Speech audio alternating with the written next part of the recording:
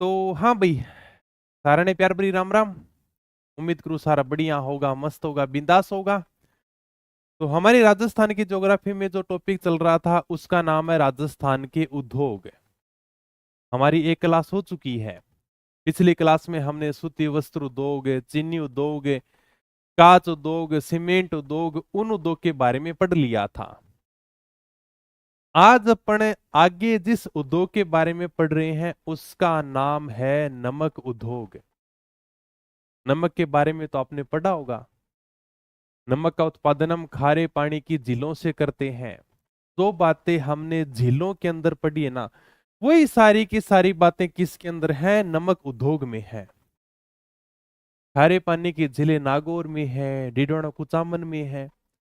तो सर्वाधिक नमक का उत्पादन भी नागौर जिला करता है।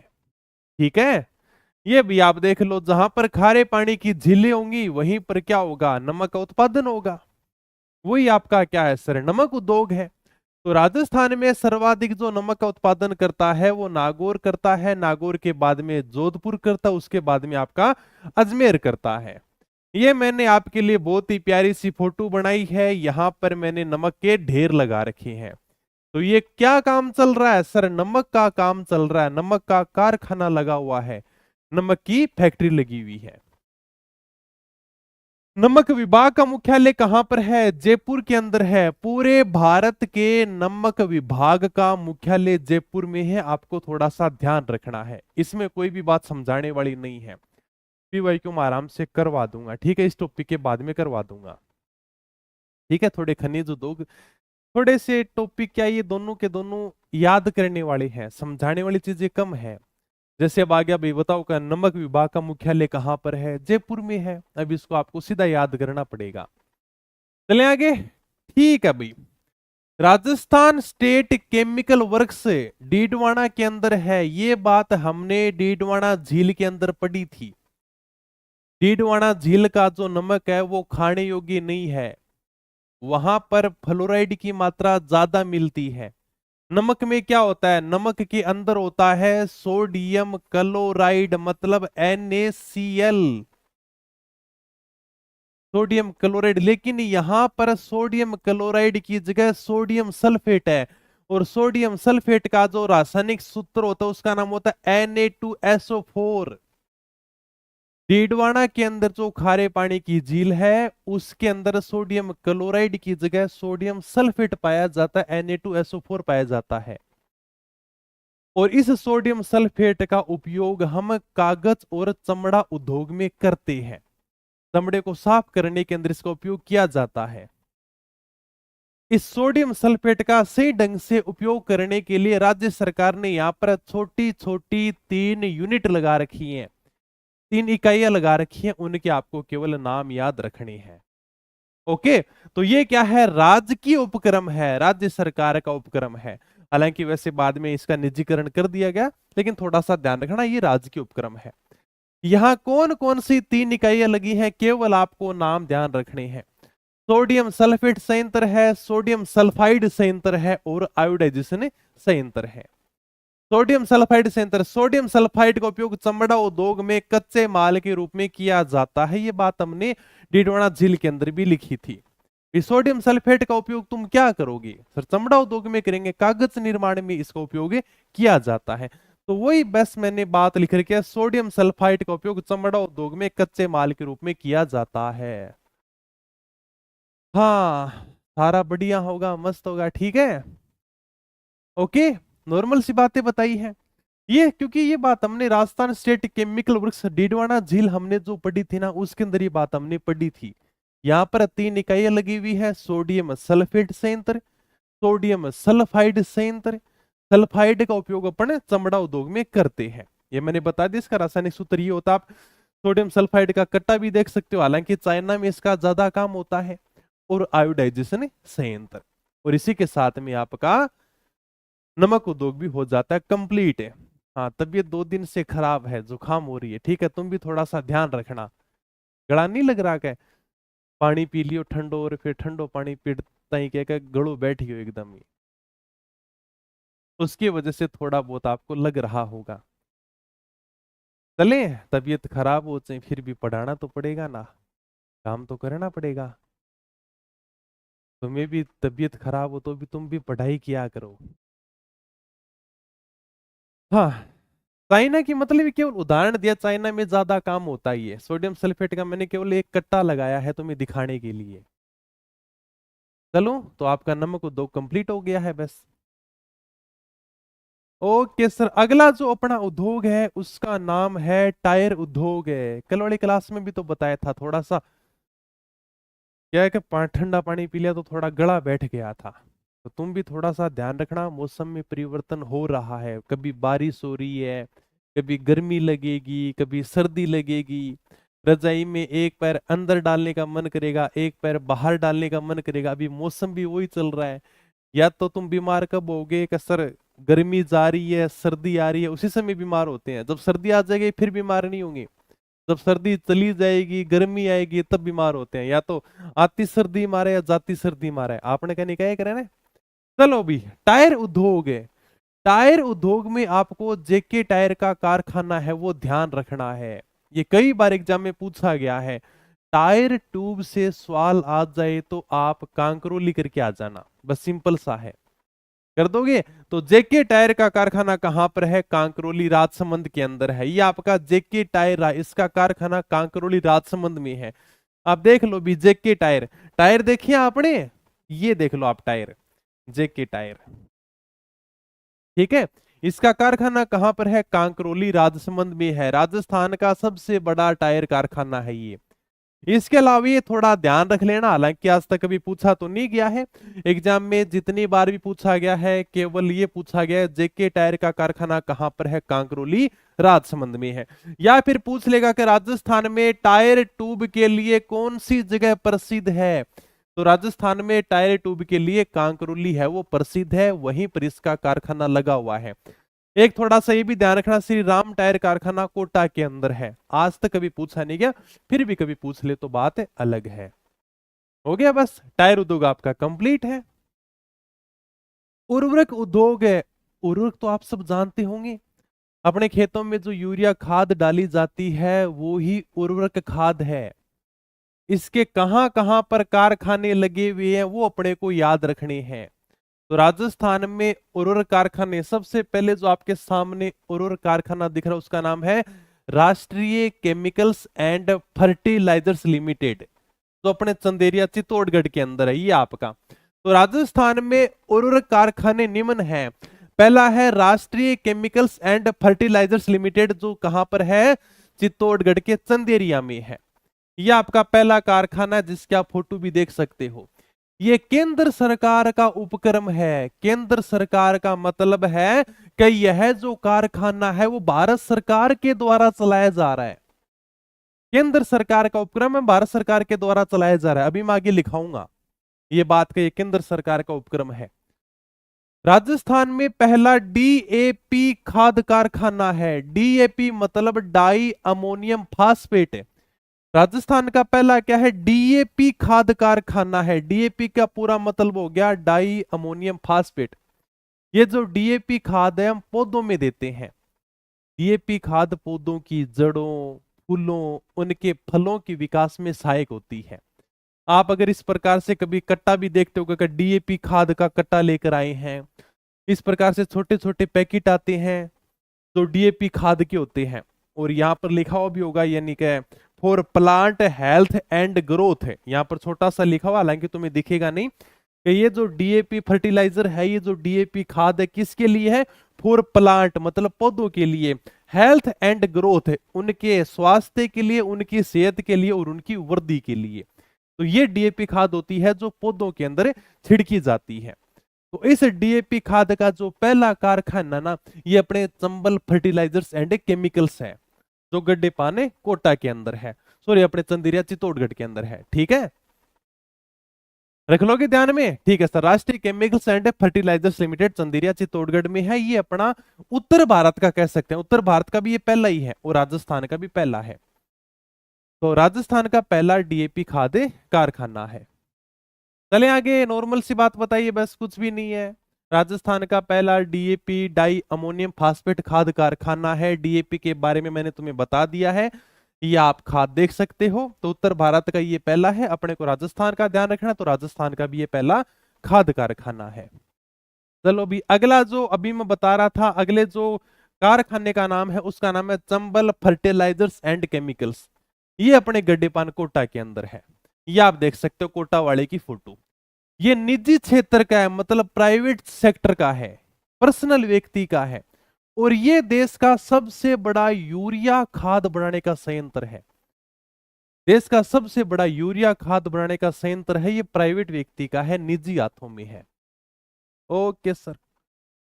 तो निजी क्षेत्र में देश का सबसे बड़ा यूरिया खाद बनाने का संयंत्र है Shri Ram chemicals and fertilisers. ये अपने रामनगर कोटा में। केवल नाम ध्यान रखना, तुमसे सिंपल सा पूछेगा Shri Ram chemicals and fertilisers कहां पर है? श्री रामनगर कोटा के अंदर है।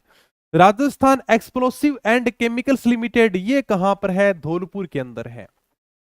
Rajasthan explosive and chemicals limited Dholpur में है। केमिकल्स का मतलब तो आप समझ गए सर, केमिकल है मतलब उर्वरक खाद बनाने का काम हो रहा है। एक यहां पर आपको नया नाम देखने को मिल रहा है एक्सप्लोसिव। थोड़ा बहुत जानते हो एक्सप्लोसिव मतलब विस्फोट करना। इस कारखाने में विस्फोट सामग्री का भी निर्माण किया जाता है। जमीन के अंदर जब अपन खनन करते हैं ना, तो वहां पर विस्फोटक सामग्री की हमें आवश्यकता होती है। सर कैसे? मान लो कि आप जमीन के अंदर खुदाई कर रहे हो, कोई खनिज निकाल रहे हो, और नीचे जमीन में एक बहुत ही बड़ी चट्टान आ गई, एक बहुत बड़ा पत्थर आ गया। अब उस पत्थर को तोड़ने के लिए आपको विस्फोटक सामग्री का उपयोग करना होता है, वही एक्सप्लोसिव सामग्री होती है। और जब अपन जमीन के अंदर धमाका करते हैं ना, तो आसपास के जो मकान होते हैं उनमें दरार आ जाती है, तो क्योंकि आप जमीन के अंदर ले जाकर फिर धमाका कर रहे हो। तो उस सामग्री का निर्माण यहां पर किया जाता है, वही है बस explosive and chemicals limited Dholpur में है। मतलब ये जो धौलपुर के अंदर कारखाना, यहाँ पर उर्वरक भी बनाया जाता है, खाद भी बनाई जाती है, और यहाँ पर विस्फोटक सामग्री का भी निर्माण किया जाता है। ये लिख लेना, अगर किताब में नहीं है तो इसको थोड़ा सा ऐड कर लेना। सल्फ्यूरिक एसिड प्लांट अलवर के अंदर है। ये अपना एसिड का प्लांट है अलवर में। और ज्योति ट्रिपल सुपर फास्फेट अपने खेतड़ी झुंझुनू के अंदर है। ये आपके प्लांट है उर्वरक वाले। ठीक है, तो ये आप थोड़ा सा ऐड कर लेना। सल्फ्यूरिक एसिड प्लांट कहां पर है? अलवर के अंदर है। चलूं आगे। ज्योति ट्रिपल सुपर फास्फेट है वो खेतड़ी झुंझुनू के अंदर है। हाँ, वीडियो परीक्षा 5 दिन, इस इतने 2 पेज हैं, फटाफट राज्य व्यवस्था में पढ़ दो उनको। इतना क्या है उसके अंदर? नवंबर के अंदर आ जाएगी भर्ती फटाफट आपकी। ठीक है, चले आगे। हो गया तो बस आपका उर्वरक उद्योग भी कंप्लीट हो गया। अगला जो अपना उद्योग है उसका नाम है रेशम उद्योग। हालांकि यहां से कभी सवाल नहीं पूछा जाता, ज्योग्राफी के हिसाब से, साइंस के हिसाब से सवाल पूछ लेते हैं भाई रेशम क्या होता है। रेशम के जो कीड़े पालते हैं वो खेती क्या कहलाती है? सेरीकल्चर। रेशम के कीड़े आपने देखे हैं? शहतूत के पेड़ पर रेशम के कीड़े पाले जाते हैं। ये जो रेशम के कीड़े पाले जाते हैं इसे हम क्या कहते हैं? सेरीकल्चर कहते हैं। अगर आपने रेशम के कीड़े नहीं देखे तो मैं रेशम के कीड़ों की आपको फोटो दिखा देता हूं। ये है रेशम के कीड़े। तो शहतूत के पेड़ के ऊपर, पेड़ की पत्तियों के ऊपर ये रेशम के कीड़े पाले जाते हैं, रेशम के कीड़े होते हैं। और ये जो रेशम के कीड़े होते हैं ये रेशम के धागे बनाते रहते हैं। आप खुद फोटो में देख लो, ये क्या कर रहे हैं? धागों का जाल बना रहे हैं। ये धागे बनाते रहते हैं। इन धागों से रेशम की साड़ियां बनाई जाती हैं। या आप देख लो रेशम की साड़ियां। रेशम की साड़ियां बड़ी सिल्की होती है, बड़ी मुलायम होती है, थोड़ी महंगी भी आती है। हालांकि रेशम के कीड़े ज्यादा लंबे समय तक जीवित नहीं रहते, ये केवल 3-4 दिन ही जीवित रहते हैं। जब किसान इन रेशम के कीड़ों को लेकर आता है तब ये अंडे के रूप में होते हैं, और ये 3-4 दिन में ही 300 से 400 बच्चे पैदा कर देते हैं। तो ये जो रेशम के कीड़े हैं, रेशम के कीड़े शहतूत के पेड़ की पत्तियों के ऊपर पाले जाते हैं। ये भी एक प्रकार से कृषि होगी, खेती होगी, इसे टसर कृषि भी बोलते हैं। ये आपका रेशम उद्योग है।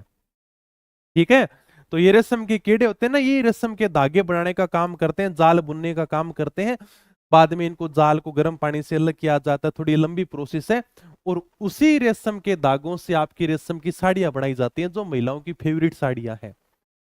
तो रेशम के कीटों का पालन क्या कहलाता है? सेरीकल्चर कहलाता है। आप ये जो रेशम के कीट पाल रहे हो, जो रेशम के कीड़े पाल रहे हो, इसे हम सेरीकल्चर कहते हैं। थोड़ा सा साइंस के हिसाब से इंपॉर्टेंट है। सर्वाधिक रेशम उत्पादन जो टसर कृषि वाले जिले उदयपुर और बांसवाड़ा, सर्वाधिक जो अपने रेशम का उत्पादन किया जाता है वो उदयपुर और बांसवाड़ा में किया जाता है। सरकार के द्वारा एक योजना भी चलाई गई है, टसर योजना, उदयपुर, कोटा और बांसवाड़ा जिलों में लागू की गई है। रेशम के उद्योग को बढ़ावा देने के लिए सरकार ने टसर योजना चलाई है। राजस्थान के उदयपुर, कोटा और बांसवाड़ा जिलों में लागू की गई है। राजस्थान में सर्वाधिक रेशम का उत्पादन भी उदयपुर, बांसवाड़ा और कोटा जिलों में ही होता है। ठीक है, ओके भाई, चलिए ठीक है सर। चलो अब हम देख लेते हैं राजस्थान में केंद्र सरकार के द्वारा स्थापित उपक्रम। राजस्थान में भारत सरकार ने कौन कौन से कारखाने लगा रखे हैं, वो अपने को ध्यान रखने हैं। ये भारत सरकार के कारखाने हैं, जिसमें कुछ कारखाने अपन पढ़ चुके हैं, जो नहीं पढ़े हैं वो मैं समझा दूंगा भाई, नॉर्मल सी बात है। हिंदुस्तान जिंक लिमिटेड देबारी उदयपुर के अंदर है, ये आप देख लो हिंदुस्तान जिंक लिमिटेड की फोटो। इसके बारे में तो मैंने पढ़ा दिया खनिजों में। हिंदुस्तान कॉपर लिमिटेड है खेतड़ी झुंझुनू, ये भी मैंने पढ़ा दिया खनिजों के अंदर। आपको केवल सिंपल सा ध्यान रखना है, ये केंद्र सरकार के उपक्रम है, भारत सरकार के उपक्रम है। ये जो कारखाने हैं भारत सरकार ने लगा रखे हैं राजस्थान में, ये भारत सरकार के उद्योग हैं। तो हिंदुस्तान जिंक लिमिटेड देबारी उदयपुर में है, हिंदुस्तान कॉपर लिमिटेड खेतड़ी झुंझुनू में है। ये दोनों हमने खनिजों के अंदर पढ़ लिए हैं, तो ज्यादा एक्स्ट्रा बातें करने की यहां पर कोई जरूरत ही नहीं है फिर तो। हिंदुस्तान मशीन टूल्स HMT, ये अपने अजमेर के अंदर थी, जिसकी स्थापना 1967 में की गई थी। यहां पर नहीं लिखा क्या HMT अजमेर? वैसे किताब में तो लिख रखा है मैंने, अजमेर के आगे कोष्टक में 1967 है। तो यहां पर कोई बात नहीं, मैं इसमें लगवा दूंगा PDF में, ठीक है। वैसे किताब के अंदर तो ऐड है, मुझे पता ही है। तो Hindustan machine tool HMT Ajmer 1967, इसकी स्थापना चकोस्लाविया की सहायता से की गई थी 1967 में। पहले HMT की घड़ियां आती थी, ये देखो, ये जो पूरी की पूरी घड़ी आपको किसकी दिखाई दे रही है? HMT। HMT का मतलब हो गया हिंदुस्तान मशीन टूल्स। इसकी स्थापना 1967 के अंदर अजमेर में की गई थी। कौन से देश की सहायता से? चकोस्लाविया की सहायता से इसकी स्थापना अजमेर में की गई थी। पहले HMT की घड़ियां आती थी, दूल्हे को HMT वाली घड़ी पहनाई जाती थी। इनका भी एक समय में अलग ही चलन होता था। यहां पर वार भी होता था, फ्राइडे देखो, और यहां पर तारीख भी लिखी होती थी। और यहां पर मतलब एक ब्रांड था HMT। लोग पूछते थे दूल्हे को क्या कौन सी कंपनी की घड़ी पहनाई है, क्या HMT वाली पहनाई है। आजकल घड़ी तो पहनाते हैं, लेकिन लोग देखते ही नहीं है कि कौन सी कंपनी की घड़ी है। वर्तमान में HMT वाला कारखाना बंद है। क्यों? क्योंकि आजकल कोई घड़ियां पहनता ही नहीं है। हालांकि थोड़े दिन तो डिजिटल घड़ियां भी चली थी, मैं भी शुरुआत की वीडियो में वो घड़ी पहन के आता था, काली काली डिजिटल घड़ी, बड़ा शौक था उनका भी। लेकिन आजकल तो वो भी बंद हो गई है, वो भी आजकल कोई नहीं पहनता है। तो ये था HMT का कारखाना, भारत सरकार का कारखाना था, जिसकी स्थापना 1967 में अजमेर के अंदर की गई थी। लेकिन वर्तमान में ये कारखाना बंद है। इंस्ट्रूमेशन लिमिटेड कहां पर है? कोटा के अंदर है। पहले आप फोटो देख लो इसकी भाई, कारखाने की। मशीनों और यंत्रों का निर्माण होता था, ये कारखाना भी बंद है। इंस्ट्रूमेशन लिमिटेड कहां पर है? कोटा में। इसकी स्थापना 1964 में की गई थी। मशीनों के निर्माण के लिए, यंत्रों के निर्माण के लिए भारत सरकार के द्वारा इसकी स्थापना 1964 में की गई थी। लेकिन 2017 में भारत सरकार ने इसको बंद कर दिया है। ठीक है, ओके भाई। हालांकि ये कई बार एग्जाम में पूछा गया, सिंपल सा नाम पूछेंगे, इंस्ट्रूमेंटेशन लिमिटेड कहां पर है? कोटा के अंदर, बस इतना ही पूछेंगे, बाकी तुमसे कुछ नहीं पूछेंगे। बताओ इसमें क्या काम किया जाता था? कोई तुमसे नहीं पूछेगा कि HMT है उसमें क्या काम किया जाता था, घड़ियां बनाई जाती थी क्या, कोई नहीं पूछेगा। केवल इतना सा पूछेगा कि हिंदुस्तान मशीन टूल्स कहां पर था, अजमेर में था, कब स्थापना हुई थी, 1967 में हुई थी, बस। कौन से देश की सहायता से इसकी स्थापना की गई थी। चलो भाई आगे। मॉडर्न बेकरीज इंडिया लिमिटेड, ये अपने जयपुर में है, इसकी स्थापना 1965 में की गई थी। ये क्या है सर, ब्रेड बनाने का कारखाना है। आप चाय के साथ में ब्रेड खाते हो ना, उसी का कारखाना है जयपुर में। ये आपकी ब्रेड रही, ये देख लो, मॉडर्न बेकरीज, ठीक है। तो इसका कारखाना जयपुर के अंदर है। Rajasthan drugs and pharmaceutical limited कहां पर है, जयपुर में है, ये आपका रहा। और यहां पर देखो इसके नीचे लिखा हुआ भी है, भारत सरकार का संस्थान, मतलब ये भारत सरकार के द्वारा चलाया जा रहा है, राजस्थान के द्वारा नहीं चलाया जा रहा, भारत सरकार का संस्थान है यहाँ पर। तो ये जयपुर में है, जिसकी स्थापना 1978 के अंदर की गई थी। अगर आप कभी जयपुर जाओगे तो ये संस्थान आपको देखने को मिल जाएगा, ठीक है।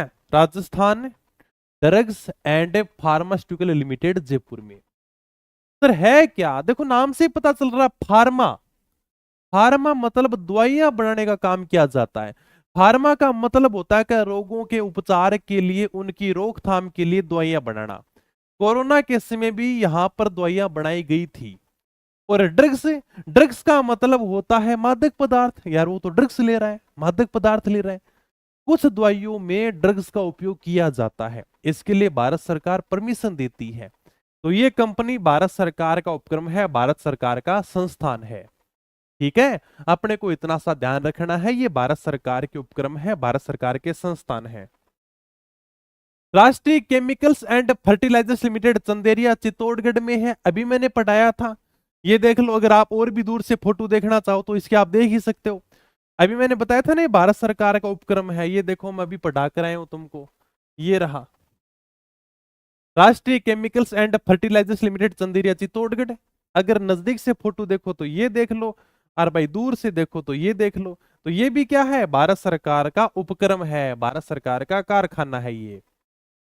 Rajasthan electronics and instruments limited कहां पर है, जयपुर में है, जिसकी स्थापना 1981 में की गई थी। नाम से पता चल रहा है, मतलब इलेक्ट्रॉनिक्स, इलेक्ट्रॉनिक मशीनें बनाने का कारखाना है। ओके भाई, चलो आगे। अब हम देख लेते हैं अन्य उद्योगों की प्रमुख जानकारी। सबसे पहले थोड़ी सी बात आपको ध्यान रखनी है कि राजस्थान में वनस्पति घी का पहली बार कारखाना 1964 में भीलवाड़ा के अंदर खोला गया था। राजस्थान में वनस्पति घी का पहली बार कारखाना। वनस्पति घी के बारे में जानते हो, नहीं जानते सर, डालडा घी तो जानता होगा। उसी डालडा घी का पहला कारखाना राजस्थान के भीलवाड़ा में 1964 में खोला गया था। आपको बस इतना ही ध्यान रखना और कुछ भी ध्यान नहीं रखना, ठीक है। Okay sir. इंजन छाप तेल, किसी ने देखा है इंजन छाप तेल? ये बहुत प्रसिद्ध है, इंजन छाप तेल ब्रांड है ये एक प्रकार से। इंजन छाप तेल, ये सरसों का तेल आता है जो भरतपुर का प्रसिद्ध है। तो इंजन छाप तेल है, ये सरसों का तेल, ये अपने भरतपुर का है। और एक आता है वीर बालक छाप तेल, ये जयपुर का प्रसिद्ध है, ये भी सरसों का तेल है। तो ये भी थोड़ा सा ध्यान रखना। देखो मैंने कितनी अच्छी सुविधा कर रखी है, कितनी बढ़िया मेहनत करता हूं तुम्हारे लिए। सारे तेल के डब्बे, भुजिया, नमकीन, पापड़, रसगुल्ला, घी के डब्बे सब लेके आ रहा हूं तुम्हारे सामने, ताकि तुम्हें एकदम पढ़ने में मजा आएगा। तुमने मेरे कल्चर की पीडीएफ देखी है क्या? कई कह देते हैं कि पीपीटी से पढ़ाते हैं। अरे भाई साहब, पीपीटी में बहुत मेहनत करनी पड़ती है, 3-3 4-4 दिन लग जाते हैं। अगर मुझे कोई कह देना लिख लिख के पढ़ा दो, एक दिन में सारा पढ़ा दूं सही। मेहनत तो यहीं पर लगती है। ये देखो इंजन छाप तेल, पता है कितना खोजना पड़ता है इसको, कितनी मेहनत करनी पड़ती है। मैंने आभूषण पढ़ाए क्लास संस्कृति में, उसे एक पीपीटी को तैयार करने में, एक पीडीएफ को तैयार करने में मुझे 3 दिन लग गए थे। लोकवाद्य यंत्र की तैयार कर रहा हूं मैं, आज पूरा दिन लग गया उसमें। बताओ क्या करूं, पूरा दिन चला गया उसमें। और जब तुम पढ़ोगे तब तुम्हें इतना आनंद आएगा कि सर मजा आ गया क्या। ये देखो वीर बालक छाप तेल, ठीक है। तो वीर बालक छाप तेल जयपुर का प्रसिद्ध है। ये आपका इंजन छाप जो सरसों का तेल आता है, ये आपका भरतपुर का प्रसिद्ध है। अब देखो कितना मजा आएगा आपको देखकर। ये देखो, ये ट्रक देखिए आपने, ये भी एग्जाम में पूछा गया है। अशोक लीलैंड के ट्रक है, ये देख लो ट्रक आते हैं इस प्रकार से, आगे नाम लिखा हुआ होता है, अशोक लीलैंड के ट्रक है। ये कहां पर बनते हैं? अलवर में बनते हैं, इनका कारखाना है अलवर के अंदर। ठीक है, दो टॉपिक रह गए क्या? ठीक है करवाएंगे वो भी, एक दो टॉपिक रह गए सब में। मुक्की के कह रहे हो है 25 दिनों के बुक्स नहीं आ रही। तू भाई कल फोन कर लिए 11-12 बजे, ठीक है उठा लेगा तेरा फोन। मैं हमेशा कहता हूँ 10 से 6 के बीच में कर लिया करो कॉल। ओके, ये आप देख लो ट्रक, देख लो कितनी बढ़िया लगा रखी है मैंने। तो इसका कारखाना कहाँ पर है? अलवर में है। चलो सर आगे बस चले, क्या हो गया बस आपका कंप्लीट। हैवल्स केबल फैक्ट्री कहां पर है? अलवर के अंदर है। हैवल्स केबल फैक्ट्री अलवर में। ये देख लो, आपने इस प्रकार के बिजली के तारों की केबल देखी है क्या? हैवल्स की केबल देखी तो होगी, अगर आपने कभी घरों के अंदर बिजली वाला काम कराया होगा तो मिस्त्री कहता है कि मैं आपको बढ़िया ब्रांडेड हैवल्स वाली केबल ला के देता हूँ क्या। तो ये देख लो हैवल्स केबल फैक्ट्री, ये पूछा गया एग्जाम में, अलवर में है ये इसकी फैक्ट्री। तो बिजली के तारों की जो केबल होते हैं ना उसकी फैक्ट्री अलवर के अंदर। ये पूछा गया है जयपुर मेटल्स एंड इलेक्ट्रिक्स कहां पर है? जयपुर के अंदर है। ये क्या करती है कंपनी? बिजली के मीटर बनाने की कंपनी है ये, बिजली के मीटर बनाती है। आप यहां पर देख लो जयपुर इलेक्ट्रॉनिक मीटर, और यहां पर लिखा हुआ भी है जयपुर। मतलब ये कंपनी क्या करती है? जो बिजली के मीटर होते हैं ना उनको बनाने का काम करती है। कैप्सन मीटर कंपनी जयपुर और पाली दोनों जगह है, ये अपने पानी वाले मीटर बनाती है। तो ये पानी के मीटर बनाने का काम करती है। एक बनाती है बिजली के मीटर जयपुर वाली, और एक अपने जयपुर पाली वाली है जिसका नाम है कैप्सन मीटर कंपनी, ये भाई साहब पानी के मीटर बनाती है। और हैवेल्स कैप जो फैक्ट्री है जो बिजली के केबल वाली है वो अपने अलवर के अंदर है। चलो आगे। टिमको वैगन फैक्ट्री कहां पर है? भरतपुर के अंदर है। मालगाड़ी के जो डब्बे होते हैं उनके बनाने का कारखाना है ये सिमको वैगन फैक्ट्री। ये हमने रेल परिवहन के अंदर भी पढ़ लिया था, तो वहां पर भी आ गया सिमको वैगन फैक्ट्री भरतपुर के अंदर है। ठीक है, मालगाड़ी के जो डब्बे होते हैं उनके बनाने का कारखाना है। नेशनल इंजीनियरिंग इंडस्ट्रीज लिमिटेड कहां पर है? जयपुर के अंदर है। ये आप देख लो, यहां पर आप देखोगे तो लिखा हुआ भी है national engineering industries limited Jaipur. ये है भाई लिमिटेड कंपनी, बॉल बीयरिंग निर्माण कंपनी है ये, इसका पुराना नाम था नेशनल बियरिंग कंपनी। ये क्या होती है सर? Ball bearing company. आपने थोड़ा बहुत तो सुना होगा बियरिंग खराब होगी, बेरिंग खराब होगी, क्या इस प्रकार के आपने गाड़ी के अंदर पंखे के अंदर ये बॉल बीयरिंग देखी है क्या? एक प्रकार से दो धातुओं की रिंग होती है, एक रिंग ये रही एक रिंग ये रही, इसके बीच में गोल गोल गेंद होती है धातुओं की। ये देख लो, एक तो मतलब बाहर रिंग होती है धातु की, बिल्कुल सर, और एक अंदर होती है, इसके बीच में गोल गोल गेंद सी लगाई जाती है, इसको कहते हैं बेरिंग। कभी कभी अपनी गाड़ी आवाज करने लग जाती तो मिस्त्री का तारली गाड़ी के तो बेरिंग खराब होगी क्या, समझते हैं? मतलब इनको मशीनों की पुर्जों में लगाते हैं, क्यों लगाते हैं? ताकि घर्षण कम हो। जब भी यानी कोई गाड़ी का ऐसा पार्ट होता है जो आपस में भिड़ता है तो वहां पर इन बेरिंग को लगाया जाता है ताकि घर्षण कम हो, गाड़ी आवाज कम करे। इनका उपयोग अपन कार के पहियों में करते हैं, पंखों में करते हैं, मशीनों के अंदर इनका उपयोग किया जाता है। तो ये वही है, आपस में बेरिंग खराब होगी क्या, तो ये वही बेरिंग निर्माण कंपनी है। और एग्जाम में पूछ लिया था कि नेशनल बेरिंग कंपनी कहां पर है? जयपुर के अंदर है। तो ये बेरिंग बनाने का कारखाना है ये। ओके भाई, चलो बस आज इतना ही पढ़ेंगे। इतना ही क्यों पढ़ेंगे सर? आराम से थोड़ा थोड़ा पढ़ेंगे, बस एक दो क्लास में आपका उद्योग कंप्लीट हो जाएगा। दो टॉपिक सबसे कठिन, एक तो खनिज एक उद्योग, क्योंकि उनमें रट्टा लगाना है। अब सर तो क्या बताएंगे, नेशनल बियरिंग कंपनी आपको ही पढ़नी है, आपको याद करनी है। ठीक है, फलोस्पार संयंत्र कहां पर है? डूंगरपुर में है। पार्ले बिस्किट की फैक्ट्री कहां पर है? निमराना के अंदर है। निमराना वर्तमान में कोटपुतली बहरोड में आता है। पार्ले जी बिस्किट बचपन में सबका फेवरेट बिस्कुट हुआ करता था।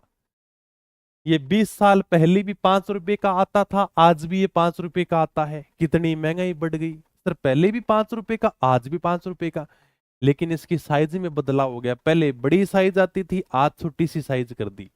बिस्किट बनाना बहुत आसान है, ये आपने खाए होंगे पार्ले जी बिस्किट, में डुबो डुबो के खाते थे, खाने से पहले ये बिस्कुट टूट जाता था चाय के अंदर।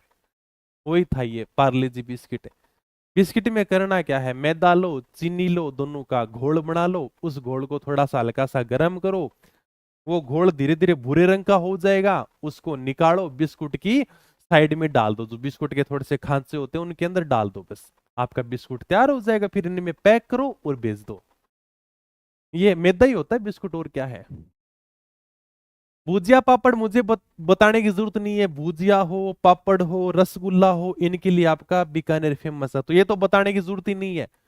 भुजिया पापड़ रसगुल्ला बीकानेर फेमस है। State tanneries limited Tonk, state tanneries limited का कारखाना टोंक में है। टेनरी, टेनरी मतलब होता है चमड़ा। टेनरी का मतलब क्या होता है, टेनरी का मतलब होता है चमड़ा। तो चमड़े का कारखाना टोंक के अंदर, ठीक है। तो चमड़े के अंदर पशुओं की खालों का उपयोग किया जाता है, तो वही टेनरीज लिमिटेड है। हिंदुस्तान रेडिएटर्स कहां पर है, जोधपुर में है। ये आपका रहा हिंदुस्तान रेडिएटर्स कारखाना, जोधपुर के अंदर। समझते हो रेडिएटर्स क्या होता है, थोड़ा बहुत जानते हो। हाँ, अरे इसकी तो दुकानें भी होती हैं, जैसे किसी की दुकान होती है रोहित रेडिएटर्स का काम यहां पर किया जाता है, बस दुकान का नाम ऐसे ही रख देते हैं रेडिएटर्स। थोड़ा बहुत तो सुना होगा, नाम से ही मिल जाते हैं। रेडिएटर है क्या, गर्म चीजों को ठंडा करने का काम करता है। कार के अंदर जो एसी लगी होती है ना, उसके पास में ही ये रेडिएटर्स होता है। आप एसी ले लो, पंखा ले लो, कूलर ले लो, सारे के सारे रेडिएटर्स हैं। जो ये खराब हो जाते हैं उनको ठीक करने का काम किया जाता है, उनके पुर्जे यहाँ पर बनाए जाते हैं, बस। आपको तो इतना सा ध्यान रखना, इसका कारखाना जोधपुर के अंदर है, बस। ठीक है, चलो भी आज अपन इतना ही पढ़ेंगे। सर छोटी क्लास कैसे, पिछली क्लास हो गई थी, आज वाली क्लास होगी, इनको बढ़िया तरीके से पढ़ो, रिवीजन करो। छोटी क्लास ठीक है, साथ साथ में रिवीजन कर लोगे, क्योंकि देखो इनमें समझाने वाले कुछ है नहीं। तुम कह दोगे ये प्रमुख उद्योग हैं, प्रमुख फैक्ट्रियां हैं, इनके कारखाने हैं, कहाँ कहाँ पर लगे हुए हैं, इनको हमें याद करना है। ठीक है, तो आप बढ़िया तरीके से इनको याद करो, इनका रिवीजन करो। ज्यादा क्लासें अब तुम्हारी बची नहीं है, एक दो क्लासें और होंगी इसकी उद्योग की। हो सकता है अगली क्लास में थोड़ी सी छोटी लेके फिर अगली क्लास में कंप्लीट करवा दूंगा। तो बढ़िया तरीका, हाँ फिर मैं आराम से एग्जाम में क्वेश्चन और करवा दूंगा। सबके अपन कर रहे हैं, खनिज और उद्योग के बच्चे हैं तो दोनों साथ में अपन कर लेंगे, खनिज के देख लेंगे, उद्योग के देख लेंगे।